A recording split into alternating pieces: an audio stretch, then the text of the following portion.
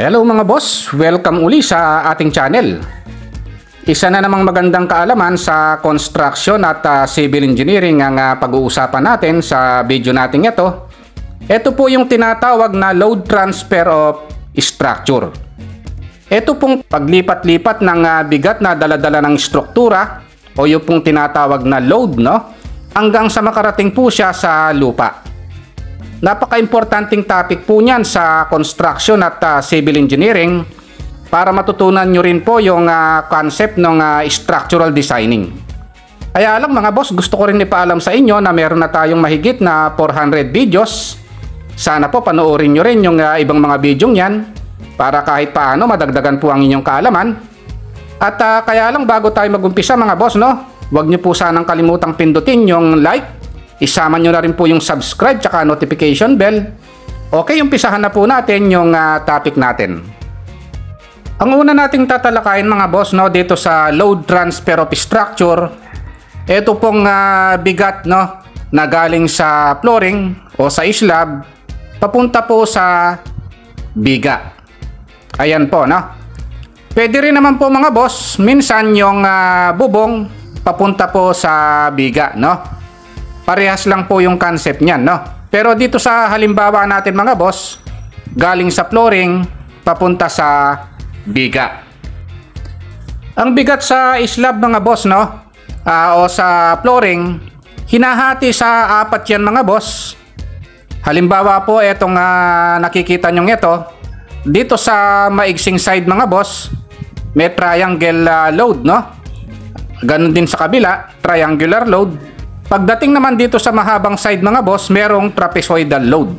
Ganon din sa kabila, Dito sa trapezoidal load na ito mga boss, dito sa mahabang side na ito, pupunta yan mga boss dito sa biga.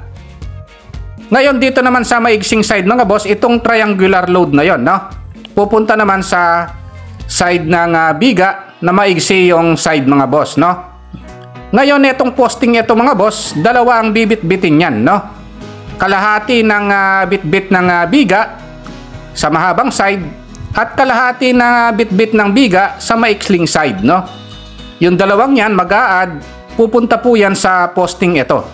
Ganon din mga boss yung iba pang mga poste, Tigkakalahati sa maigsi at tigkakalahati sa mahabang side ng biga.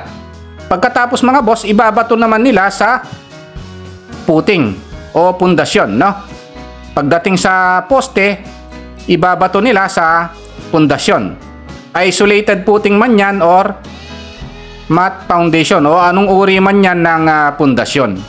Ganun lang kadali mga boss, yung concept ng load transfer of structure, Galing dun sa slab o sa flooring, ibabato niya sa biga. Pagdating sa biga, ibabato niya sa poste. Pagdating sa poste, itatransfer niya sa footing.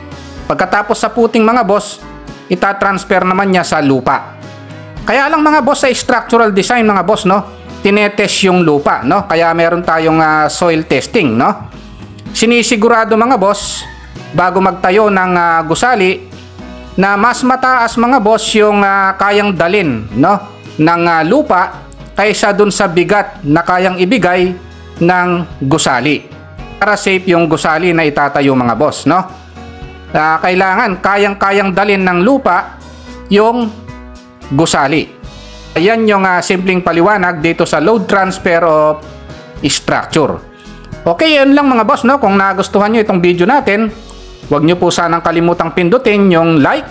Isama nyo na rin po yung subscribe tsaka notification bell. Thank you very much and God bless po sa inyong lahat.